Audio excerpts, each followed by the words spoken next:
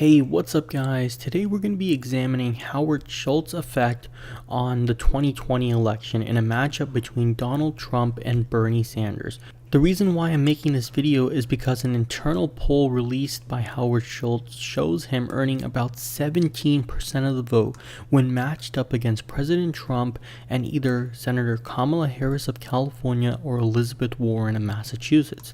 And what this shows is that there is tons of support out there for Howard Schultz, but could it damage the Democrat more than the Republican? And that's something we're going to be examining in today's video.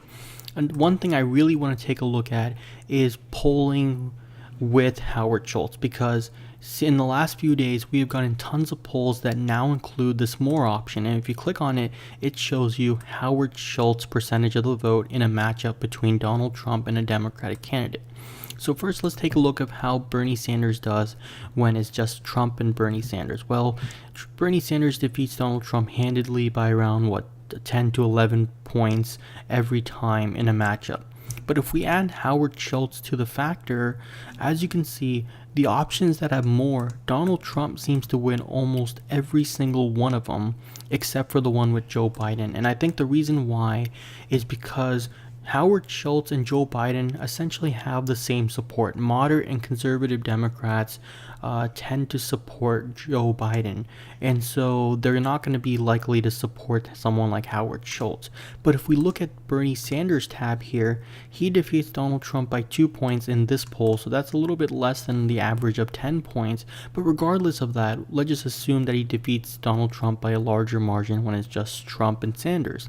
If we include Howard Schultz, take a look at this. Howard Schultz gets 7% of the vote in a matchup with Schultz, Trump, and Sanders.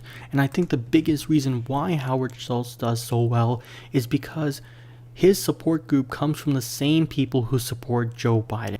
If Joe Biden is not on the ticket, then Howard Schultz's numbers end up going up. And we can see this with almost any other candidate here. If we open up Warren's, for instance, Howard Schultz also gets an increased amount of support, because I believe the further left the candidate is, the more support Howard Schultz is going to get, because Howard Schultz's support comes from moderate conservative Democrats who are more than likely to support Joe Biden over Howard Schultz. But in a scenario where there's Warren, Trump, or Schultz, or Sanders, Trump, and Schultz, then it's a good chance that they will support Howard Schultz. And so in this scenario, Donald Trump wins the election by 2 points. Let's go ahead and portray this in an electoral map. And so we're going to still put the safe Democratic states. So these states, I believe, will still be as guaranteed states for Bernie Sanders. But let's go ahead and fill in the safe Republican states for someone like Donald Trump. Well, he's going to win all the safe Midwestern states here, and he's going to win Texas without a doubt in an election with Howard Schultz. So he'll likely end up, sweeping the South by big margins as he did in 2016. But what's different this time is Howard Schultz seems to be taking away voters from Bernie Sanders, and these tend to be your moderate Democrats. And so this is going to be problematic for someone like Bernie Sanders. If your path to 270 shrinks, you're not going to be able to win the presidency. And because of that, Donald Trump is able to win states like New Hampshire narrowly and the entire state of Maine. And then we're going to go ahead and give New York over here to Bernie Sanders. I forgot to fill that in earlier. But if we also look at some other states, Virginia might narrowly go to the Republican Party. Donald Trump could win North Carolina by greater margins. Same with Georgia. Georgia would become safe. Arizona would become safe.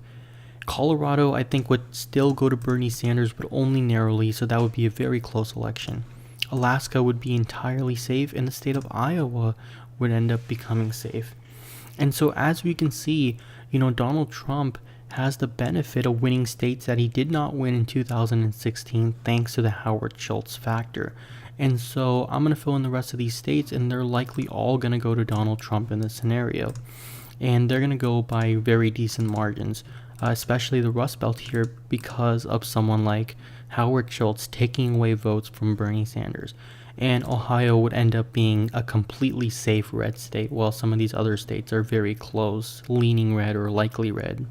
And then also in Nevada, Donald Trump lost Nevada by 2 points against Hillary Clinton. And so in this scenario, Donald Trump would also win Nevada. Now for the state of Utah, I'll give the state of Utah to Howard Schultz only because independents seem to do really well in Utah, and Donald Trump's approval in Utah continues to decline. And so this is probably the only state Howard Schultz could end up winning. But regardless of that, Donald Trump wins 336 to 196, and this is all because of the Howard Schultz factor. Now, I'm not going to sit here and tell you Howard Schultz is a bad candidate. In fact, I actually like Howard Schultz and tons of things about him. But the fact is that Howard Schultz leads to Donald Trump winning re-election, and that's something I think a lot of people are worried about. Thank you guys so much for watching, and see you guys next time. Bye.